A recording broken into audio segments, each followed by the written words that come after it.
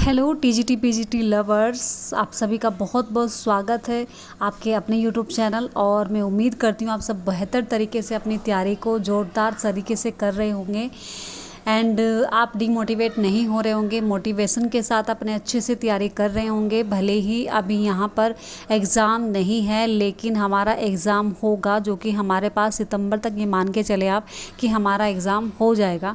तो उसी चीज़ को ध्यान में रखते हुए आपको क्या करना है, आपको अपनी तैयारी को कंटिन्यू रखना है ताकि आप बेहतर तरीके से परफॉर्म कर पाए और अपने एक सीट पक्की कर पाए। मैं हर बार ये बात बोलती हूँ ताकि हम एक बेहतर वे में तैयारी कर पाए, यही कोशिश रहती है मेरी।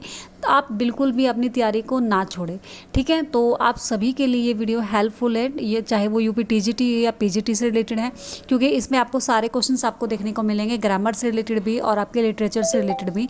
तो उम्मीद करती हूँ ये वीडियो आपके लिए हेल्पफुल रहेगा और आप बेहतर तरीके से अपना परफॉर्म कर पाएंगे।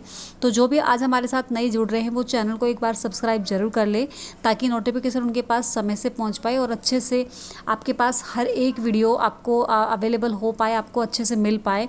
आप प्लेलिस्ट में भी जा सकते हैं, वहाँ पे भी कंप्लीट आपको वीडियोस मिल जाएगी। आपको क्लासेस के अकॉर्डिंग आपको दी हुई है, क्लास 1 क्लास 2 के अकॉर्डिंग आपको सारी प्रैक्टिस शीट्स आपको मिल जाएंगी और बेहतर वे में आप अपने क्वेश्चंस को कर पाएंगे। लगभग हमारे 250 क्वेश्चन, आज 250 क्वेश्चन हो चुके हैं, आज हम आगे करने वाले हैं।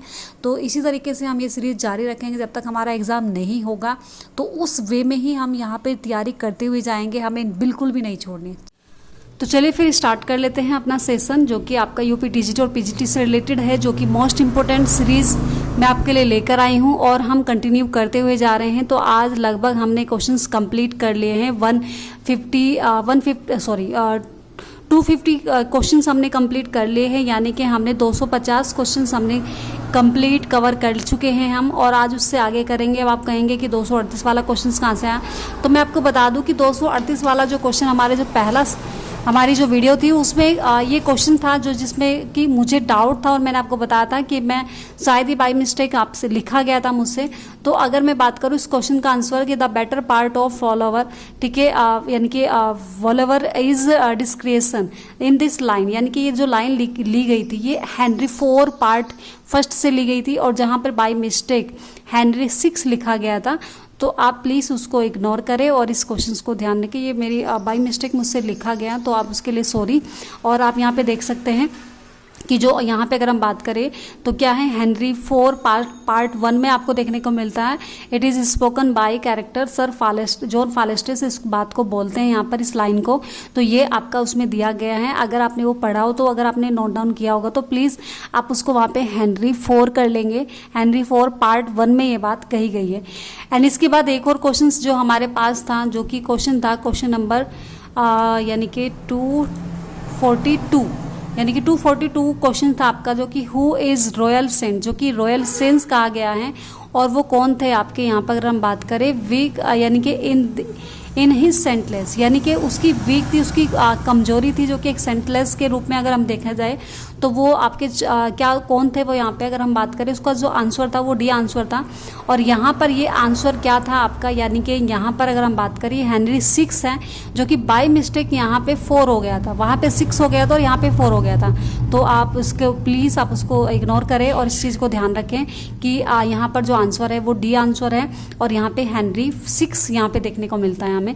तो एक और क्वेश्चन मैं आपके लिए पूछ लेती हूँ कि हु इज़ रॉयल क्रिमिनल के बारे में अगर हम बात करें, वहाँ पे लिखा गया है रॉयल, तो उसको मतलब वो बात किसको कहा गया है। तो रॉयल क्रिमिनल की अगर हम बात करें तो वो आपको कहा गया है, वो किसको कहा गया है, वो रिचर्ड III को कहा गया है। तो ये भी एक एक्स्ट्रा नॉलेज मैं आपको दे देती हूँ, हालांकि आपको पता होगा। और अब हम बढ़ जाते हैं अपने क्वेश्चंस की तरफ, ठीक है। और इसमें ये चीज़ें यहाँ पे दी गई हैं, इस सेंटली क्वालिटी, जो उसकी सेंटली क्वालिटीज़ थी, जो संत वाली क्वालिटीज़ थी, वही वो क्या है कि वो उसके लिए क्या हो गई थी, यानी कि उसकी जो कि वास्तविक जो उसकी राजनीतिक जो यानी कि रियलिटीज़ थी, तो उस पर कोई क्या यानी कि अपर्याप्त थी, यानी कि उसके लिए वो सब चीज़ें क्या थी, वो एक सेंटलेस यहाँ पर दिखाई गई हैं, ठीक है।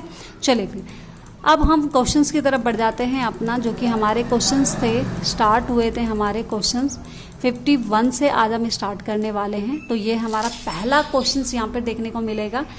तो पहला क्वेश्चन हमारे अगर हम यहाँ पे बात करें कि सी इज़ अ वोमेन, ठीक है, वह एक औरत है। Therefore is may be, ठीक है, words see is a word, therefore may be won, there do these lines appear. ये जो लाइन आपको देखने को मिलती है, ये जो लाइन है ये आपको कहाँ पर देखने को मिलती है, तो ये आपको आंसर यहाँ पे बताना है। तो टाइटस एंड्रोनिक्स में आपको देखने को मिलता है, या फिर जूलियस सीजर में, या फिर एंटोनी एंड क्लियोपैट्रा में देखने को मिलता है, या फिर हैमलेट में आपको देखने को मिलता है। तो अगर मैं बता दूं यहाँ पर कि जो आंसर हो जाएगा आपका वो क्या हो जाएगा, यहाँ पे ए हो जाएगा, जो कि टाइटस एंड्रोनिक्स में आपको देखने को मिल जाता है। और यहाँ पे एक्ट 2 में ये देखने को मिलता है, और सीन फर्स्ट में यहाँ पे आपको ये बात देखने को मिलती है। तो आई होप ये क्वेश्चंस आपको समझ आया होगा, जो कि टाइटस एंड्रोनिक्स में आपको देखने को वहाँ पे मिल जाता है। ठीक है, चलिए नेक्स्ट क्वेश्चन है हमारे पास यहाँ पे कि when beggars die there are no comets on seen are the heavens themselves बैलेस, ठीक है, blaze for the death of princes. यहाँ पर ये जो लाइन की गई है कि यहाँ पर इसने कहा है कि वैन जब बेगर्स यानी कि डाई होती है, जब जो यानी कि सामान्य व्यक्ति जो होते हैं, जब उनकी मौत आती है तो वो एक सामान्य बात होती है, लेकिन जब एक प्रिंसेस यानी कि एक राजकुमार की मृत्यु होती है तो क्या होता है कि हेवन भी यानी कि वहाँ पे क्या करता है उसके लिए मतलब यहाँ अगर हम बात करें फॉर द डेथ, इनकी बैलेंस होती है वहाँ पे। तो ये बात किसके लिए कही गई है यहाँ पे, और इस बात को कौन कहता है? टाइटस एंड्रोनिक्स में कही गई है, जूलियस सीजर में कही गई है, हैमलेट में कही गई है, या फिर 12th नाइट्स में आपको देखने को मिल जाती है। तो यहाँ पे अगर हम बात करें जो हमारा आंसर हो जाएगा वो भी आंसर हो जाएगा, जो कि जूलियस सीजर में हमें ये बात देखने को मिलती है।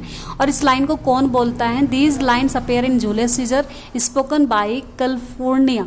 अगर हम बात करें यहाँ पे कैलिफोर्निया जो वाइफ है किसकी, जो कि यानी कि सीजर की वाइफ है, यानी कि जूलियस सीजर की वाइफ है, वो क्या करती है अपने उस ड्रीम के बारे में, यानी कि जो सपना उसने देखा है उसके बारे में वहाँ पे जिक्र करती है।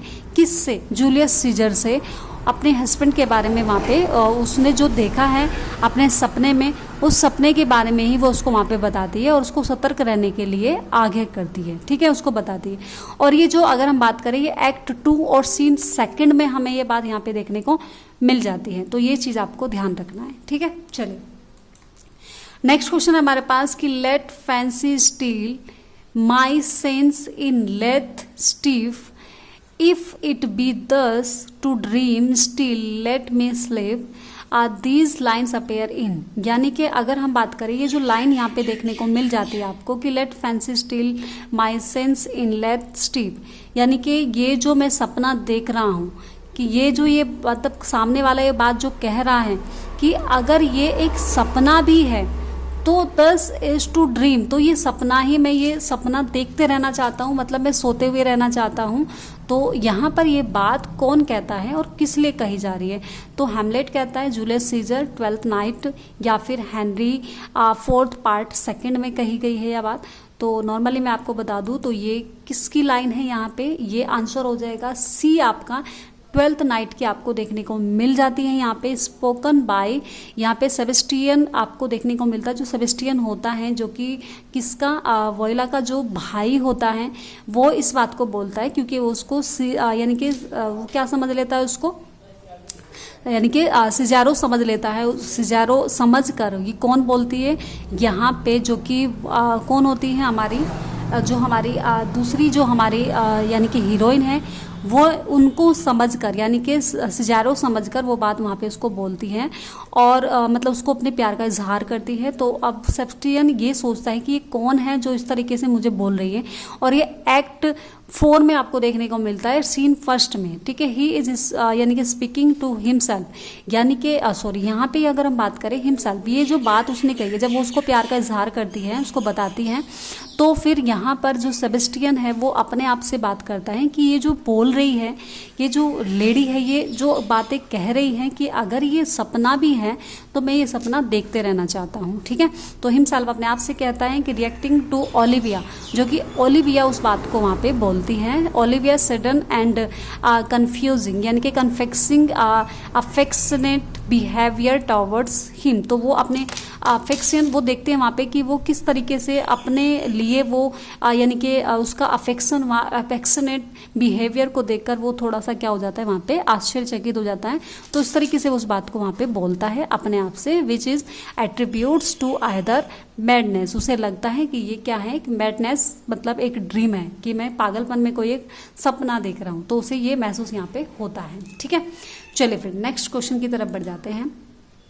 नेक्स्ट क्वेश्चन है हमारे पास यहाँ पे कि identify the following forms figures of speech. अब यहाँ पे फिगर्स ऑफ स्पीच से रिलेटेड कुछ क्वेश्चंस आपको देखने को मिल रहे हैं, जो कि आपके लिए दोनों के लिए बेनिफिट्स होगा, टीजीटी के लिए भी और पीजीटी के लिए। हालांकि सारे ही क्वेश्चन टीजीटी और पीजीटी दोनों के लिए सुटेबल है, दोनों आप इनको बहुत अच्छे से इनको कर सकते हैं, क्योंकि विलियम शेक्सपियर उसमें भी आता है और यहाँ पे फिगर्स ऑफ स्पीच तो हमें देखने को मिलती है, ठीक है। तो यहाँ पे पूछा गया है कि आ नरेटिव पोएम, एक नरेटिव पोएम है और सॉन्ग, या फिर उसको सॉन्ग कहेंगे, ठीक है, कंसिस्टिंग ऑफ शॉर्ट स्टेंजा, जहाँ पर हमें शॉर्ट स्टेंजा देखने को मिलता है, यूजुअली राइम, उसमें राइम होती है, क्वेटर, ठीक है, quatrains in iambic with a referent. यहाँ पे रेफरेंट में आपको आयम्बिक रेफरेंस उसमें देखने को मिलता है, क्वाइट्रेंट मिलता है, राइम मिलती है। तो क्या वो इलेजी होगी, या फिर वो इपिक होगा, या फिर पिकारसू होगा, या फिर अगर हम बात करें यहाँ पे बैलार्ड होगा, ठीक है। तो बैलेड होगा या क्या होगा, तो जाहिर से आपका अगर हम बात करें यहाँ पे वो क्या हो जाएगा, बैलेड हो जाएगा, डी आंसर इसका सही है। और बैलेड होता क्या है, ballad is a narrative poem, ये एक नरेटिव पोएम होती है, और सॉन्ग या फिर उसको सॉन्ग भी कहा जाता है, ठीक है, consisting of short stanza usually rhyme quatrains in iambic with referent में आपको देखने को मिल जाता है, ठीक है। तो ये हमारा क्या था, राइट आंसर यहाँ पे बैलेड हमें देखने को मिल जाता है, ठीक है। और इलेजी क्या होती है, दुखांती, जब किसी के यानी कि किसी की कब्र के लिए, किसी के मरने के उपरांत उस चीज़ को लिखा जाता है, तो वो इलेजी होती है। और एपिक आपको पता है महाकाव्य, जो कि जैसे रामायण, महाभारत, इस तरह से हमें देखने को मिलता है। या जॉन मिल्टन का आपको क्या मिलता है वहाँ पे देखने को, पैराडाइज लॉस्ट आपको दिखाने को मिलता है, ठीक है। नेक्स्ट क्वेश्चन की तरफ अगर हम बढ़े यहाँ पे कि मीटर इन पोएट्री मीन्स, अगर हम बात करें कि किसी अगर पोइट्री में मीटर है तो उसका मीनिंग क्या होता है, कि वो राइम है, या ए पैटर्न स्ट्रेट्स एंड अनस्ट्रेट सिलेबल्स कहा जाएगा, स्ट्रेट सिलेबल्स होगा या फिर अनस्ट्रेट सिलेबल्स होगा। जब किसी पोइट्री में आपको मीटर देखने को मिलता है तो वहाँ पर आपको देखने को मिल जाता है बी आंसर, जो कि एक पैटर्न होता है, जो कि स्ट्रेट एंड अनस्ट्रेट सिलेबल आपको देखने को मिलता है, जहाँ पर एक जिसमें ज़्यादा यानी कि स्टार्टिंग का जो होगा किसी उस पर बात पर बहुत जोर दिया जाएगा, और दूसरी बात जो होगी वहाँ पे अनस्ट्रेट यानी कि ज़्यादा जोर उस पर नहीं दिया जाएगा। तो इस तरीके से आपको देखने को मिलता है। तो वो आपकी पोइट्री के अकॉर्डिंग वहाँ पे दो जो हमारे यानी कि अगर हम कपलेट की बात करें, जो वहाँ पे दो लाइन हमें देखने को मिलता है, तो उसमें एक स्ट्रेट होता है और दूसरा अनस्ट्रेट आपको देखने को मिलता है। ये एक पैटर्न होता है, डिटरमाइन यानी कि आयम्बिक जो कि आपका rhythmic structures of a line determined by the pattern of stresses and unstressed syllables हमें वहाँ पे देखने को मिलता है, ठीक है। तो आई होप ये क्वेश्चंस आपको कंफर्म हुआ होगा। नेक्स्ट क्वेश्चन की तरफ बढ़ जाते हैं हम। An alternative name for prose epigram is, आपको बताना है यहाँ पे कि एन यानी कि अल्टरनेटिव, ये किसका अल्टरनेटिव है जो कि प्रोज में यानी कि एपिग्राम के रूप में प्रयोग किया जाता है, ठीक है। एफोरिज्म होगा आपका, या फिर आपका एपिप्रोजिम होगा, या फिर अपोथेज्म होगा, या फिर आपका एपिग्रामोक्स होगा, ग्रामोपोसो, ठीक है। तो क्या आंसर हमारा यहाँ पे देखने को मिलता है, तो सी आंसर हमारा बिल्कुल सही हमें देखने को मिल जाता है। तो ओफोथिज्म यहाँ पे हमें देखने को मिलता है। An alternative name of prose epigram is aphorism, means a short interesting, ठीक है, इंस्ट्रक्टिव सेइंग, जो कि यानी कि क्या हो जाएगा, instructive saying that easy to remember, जिसको आसानी से याद रखा जा सकता है, and sometimes even silently witty, जो कि एक बुद्धिमानी बात वहाँ पे कही जाएगी और साइलेंटली कही जाएगी, आपको पता भी नहीं चलेगा, ठीक है। उस तरीके से वो बात वहाँ पे रखी जाती है, जिसको हमेशा यानी कि क्या होगा, तो रिमेंबर होगी, यानी कि वो याद रखी जाएगी। तो एपिग्राम यानी कि इस तरह की आपको वहाँ पे शॉर्ट आपका इस तरीके से आपको देखने को मिलेगा, जो कि किसी कब्र पे आपको देखने को मिल सकता है लिखा हुआ, ठीक है। इस तरीके से आपको देखने को मिलेगा, जैसे कि विलियम शेक्सपियर की कब्र पर भी इस तरह से लिखा गया, ठीक है। तो ये चीज़ आपको देखने को वहाँ पे मिल जाती है। नेक्स्ट क्वेश्चन की बात करें कि which is not a part of the structures of the classic ode, यहाँ पे आपको बताना है इनमें से कौन सा क्लासिस जो आपका क्लासिक ओड है उसका स्ट्रक्चर्स यहाँ पे नहीं है, नॉट यहाँ पे लिखा गया है, तो वो यानी कि क्लासिक ओड का स्ट्रक्चर्स नहीं है, तो क्या वो स्ट्रोफी होगा, ठीक है, या फिर इक्लोजिस होगा, या फिर इपोडी होगा, या फिर एंटीस्ट्रोफी होगा। तो क्या हमें वहाँ पे देखने को मिल जाएगा, तो यहाँ पर जो आंसर होगा, अगर मैं बात करूँ आंसर की, तो हमारे पास आंसर हो जाएगा बी, आंसर हमारा बिल्कुल सही होगा।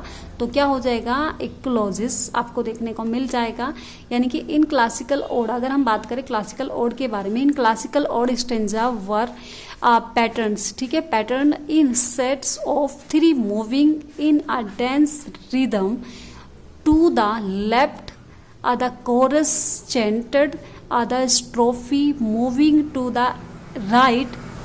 यानी कि अगर हम बात करें यहाँ पे जो क्लासिक ओड होता है आपका, उसका जो पैटर्न होता है वो 3 मूविंग में होता है आपको, जैसे कि डांस आपका क्या हो जाएगा, रिदम के रूप में होगा, लेफ्ट अदर कोरस चैंटेड के रूप में होगा, strophe, and moving to the right the antistrophe, और उसमें आपको एंटी स्ट्रोफी देखने को मिलेगा, the standing still the epode, और वहाँ पे आपको यानी कि एंटी स्ट्रोफी और जो कि आपको इपोडी एंड, ठीक है, यहाँ पे देखने को इस तरीके से वो चीज़ें वहाँ पे यानी कि स्ट्रोफी, एंटी स्ट्रोफी और आपको इपोडी वहाँ पे देखने को मिल जाएगा। हालांकि जो आपका इक्लोजिव है वो आपको वहाँ पे देखने को नहीं मिलता, यानी कि स्ट्रोफी, इपोडी और एंटी स्ट्रोफी तीनों ही पार्ट आपके किसके हैं, यहाँ पे क्लासिक ओड के हैं। लेकिन यहाँ पे अगर हम बात करें जो बी आंसर है वो हमारा नहीं है।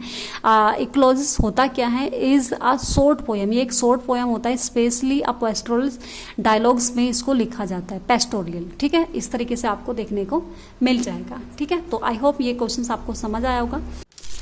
तो नेक्स्ट क्वेश्चन आपको बताना है यहाँ पे कि पेरिफेटिया इज जर्नली एक्सप्लेन एज, यहाँ पे एक्सप्लेन करने की बात की गई है, पेरिफेटिया को आपको एक्सप्लेन करना है, जनरली वो होता क्या है,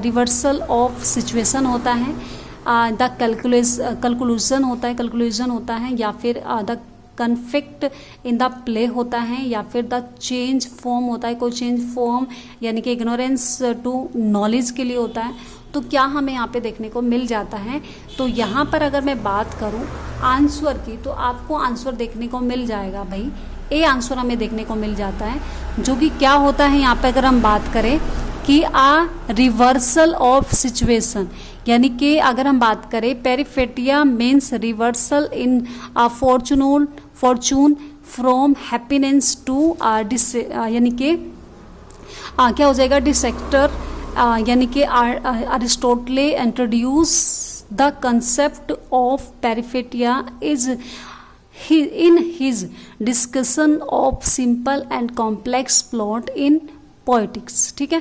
यहाँ पे पेरिफेसिया क्या होता है कि इसका मतलब ये होता है कि जो फॉर्चून होता है, जो भाग्य का रिवर्सल होता है, बदलाव होता है, चेंज हो जाना होता है, उसको हम पेरिफेटिया कहा जाता है, यानी कि हैप्पीनेस से।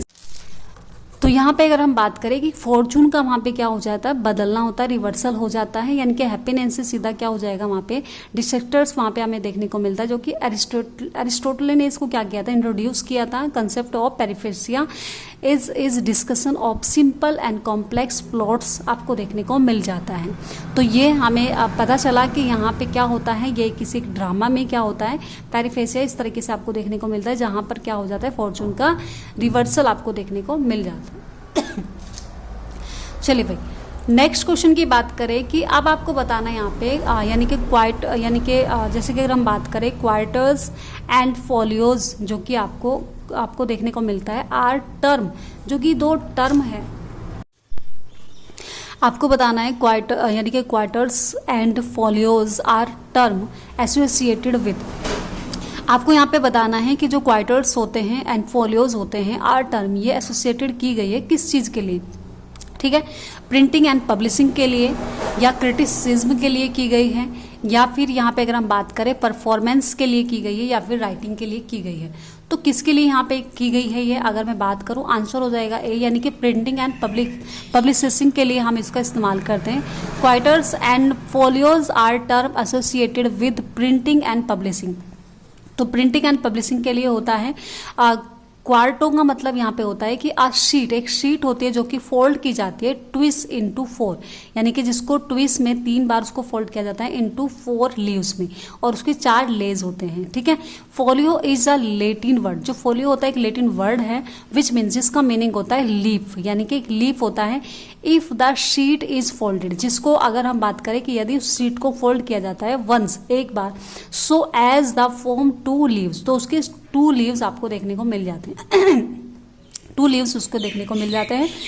4 पेजेस, जो कि जिसके क्या बन जाएंगे वहाँ पे 4 पेजेस आपको देखने को मिलते हैं। The book is a folio, जो बुक के जो यानी कि अगर हम बात करें जैसे बुक वगैरह होती है आपकी, वो फोलियो में पब्लिश होती हैं।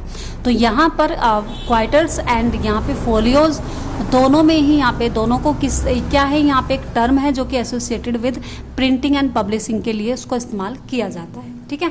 चलिए भाई, नेक्स्ट क्वेश्चन है हमारे सामने कि अगर हम बात करें यहाँ पे Alexandrine, a line of 6 iambic feet founded in which of the following stanza type in English poetry। आपको यहाँ पे बताना है कि जो अलेक्जेंड्राइन, जो अगर हम बात करें यहाँ पे कि एक लाइन है ऑफ 6 iambic, जो कि 6 iambic fit found in which of the following stanza type in English poetry, तो वो कहाँ आपको देखने को मिलती है, टेरेजा रहीमा में, यानी कि स्पेंसरियन स्टेंजा में देखने को मिलता है, हीरोइक कॉपलेट में आपको देखने को मिलता है, कपलेट में देखने को मिलता है, या फिर अगर हम बात करें आपको क्या हो जाएगा यहाँ पे राइम रॉयल में आपको देखने को मिल जाता है। तो यहाँ पर अगर हम बात करें कि जो इसका बी आंसर यहाँ पे बिल्कुल करेक्ट हो जाएगा, जो कि आपका स्पेरिया यानी कि स्पेंसरियन आपका जो स्टेंजिस, जो कि स्पेंसर है, स्पेंसर ने इसको दिया था, यानी कि स्पेंसरियन स्टेंजा आपको देखने को मिल जाता है, जिसमें कि हम अगर हमें देखो वहाँ पे हमें 9 लाइन वहाँ पे देखने को मिल जाती है। Alexandrine is a words line with 6 iambic fit, जो कि 6 आयम्बिक फिट आपको देखने को मिलता है, जो कि आयम्बिक हेक्सामीटर के रूप में देखने को मिलता है। इन द स्पेंसरियन स्टेंजा की अगर हम बात करें, the Alexandrine is use in the final line, जो कि अपनी फाइनल लाइन के अकॉर्डिंग यूज करता है आफ्टर 8 पेंटामीटर, जो कि 8 पेंटामीटर के अकॉर्डिंग आपको वहाँ पे फाइनल में देखने को मिलता है। तो 5 आयम्बिक फिट लाइन उसमें देखने को मिलती है, जो कि उसको मिलाकर हम बात करते हैं लाइन स्टेंजा जो होता है आपका, वो आपका इसके अकॉर्डिंग यहाँ पे अलेक्जेंडर लाइन ये बन के तैयार होता है आपका। अलेक्जेंडर लाइन के अकॉर्डिंग अगर हम बात करें, जो कि 6 आयम्बिक फिट में होता है, यानी कि आयम्बिक यानी कि हेक्सामीटर की बात करते हैं 6 लाइन के अकॉर्डिंग, और यहाँ पे अलेक्जेंडर जो कि 8 लाइन के अकॉर्डिंग अगर हम बात करें, जो कि यहाँ पे 8 पेंटामीटर्स यानी कि 5 आयम्बिक फिट में आपको देखने को मिल जाता है, ठीक है। चलिए, तो नेक्स्ट क्वेश्चन हम पूछते हैं यहाँ पे कि मोहित सैड टू मोनू, जो कि एक डायरेक्ट इनडायरेक्ट का क्वेश्चन है आपका। Mohit said to Monu where is your house, आपको इसका आंसर बताना है कि Mohit asked Monu where was your house, ये बनेगा इसका आंसर, या फिर बनेगा इसका Mohit asked Monu where your house was, या फिर बनेगा Mohit asked Monu where your house has been, या फिर बनेगा Mohit asked Monu where his house was. तो यहाँ पर जो अगर हमें बात करें, अगर हमारा जो आंसर हो जाएगा, तो मोहित सेड टू मोनू, यानी कि मोहित आस्क्ड मोनू, मोहित आस्क्ड मोनू, मोहित ने किससे पूछा, मोनू से पूछा वेयर इज, तो इज है, तो अगर हम बात करें यहाँ पे तो ये किस में बन जाएगा, पास्ट में आ जाएगा, और यहाँ पे क्वेश्चन से रिलेटेड है तो वो आपको यहाँ पे देखने को मिलता है। तो यहाँ पे वेयर हिज हाउस वाज, तो यहाँ पे आंसर हो जाएगा आपका डी, तो डी आंसर हमारा बिल्कुल करेक्ट हो जाएगा। तो इस तरीके से हमारा इसका नरेशन बन जाएगा, ठीक है। चलिए, नेक्स्ट क्वेश्चन फिर से है कि he said that he would go as well as soon as it was possible, ये आपको बताना है, जो कि आपको डायरेक्ट इनडायरेक्ट फॉर्म में है, जो कि इसका डायरेक्ट फॉर्म आपको बना के दिखाना है यहाँ पे। तो he said to me I went to go soon as. तो मैं इसको डायरेक्ट इसका आंसर आपको दिखा देती हूँ। तो बी आंसर हमारा बिल्कुल करेक्ट हो जाएगा। बी आंसर के अकॉर्डिंग अगर हम बात करें यहाँ पे कि ही सेड, उसने कहा, क्योंकि यहाँ पे कोई यहाँ पे इस तरीके से दैट के बाद एकदम से डायरेक्ट आगे आपको देखने को मिलता है जो कि सब्जेक्ट है आपका। अब इसलिए हम यहाँ पे कह रहे हैं कि ही सेड, जो कि ही सेड कहा गया है और ही का इस्तेमाल आई के लिए किया गया है, तो ही से क्या बन जाएगा, आई बन रहा है, आई। और यहाँ पे वुड जो कि आपका ही के अकॉर्डिंग वुड लगा है, तो आई के अकॉर्डिंग शैल गो आपका आ जाएगा, shall go as soon as it is possible, आपको यहाँ पे देखने को मिल जाएगा। तो ये इसका आंसर सही हो जाएगा। ठीक है, नेक्स्ट क्वेश्चन है कि चूज द करेक्ट सिनोनियम। आपको यहाँ पे बताना है सिनोनियम, इसका करेक्ट सिनोनियम आपको देखने को मिल जाएगा। तो क्या आपको करेक्ट सिनोनियम यहाँ पे देखने को मिल रहा है, तो ये आपको बताना है, यानी कि डॉगेड हो जाएगा या फिर आपको यहाँ पे देखने को मिलता है। तो आप यहाँ पे आंसर आप ज़रूर बताएं, इसका चेक करें, यहाँ पे देखें। तो चलिए बताइए, कोशिश कीजिए करने की इसको। ठीक है, नेक्स्ट अगर हम बात करें यहाँ पे क्या हो जाएगा, यहाँ पे बिलीफ हो जाएगा, प्रेजुडिक्स हो जाएगा, यानी कि प्रेजुडिक्स हो जाएगा, या फिर नन ऑफ दीज हो जाएगा, या फिर डॉग्ड हो जाएगा। तो आंसर हमें देखने को यहाँ पे क्या मिल रहा है, तो क्या आंसर हमें देखने को मिल रहा है भाई यहाँ पे। तो इसका आंसर आप देखें यहाँ पे और बताएं इसका आंसर क्या हो जाएगा।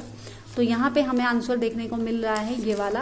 एंड अगर मैं बात करूँ यहाँ पर, जो कि अगर हम बात करें यहाँ पे, तो ये आंसर आपको देखने को मिल रहा है। और इसके बारे में अगर हम थोड़ा सा और इन्फॉर्मेशन निकालें तो डॉग का मतलब होता है यानी कि मोलिस करना किसी को, ठीक है, मोलिस करना, या फिर ठीक है ऑब्स्टिनेट करना, या फिर यहाँ पे पार्टिस यानी कि क्या हो जाएगा यहाँ पे पार्टिनेक्सिस हो जाएगा, या फिर एंड यहाँ पे स्ट्रो बॉर्न हो जाएगा। तो इस तरीके से आपको यहाँ पे देखने को मिल जाएगा।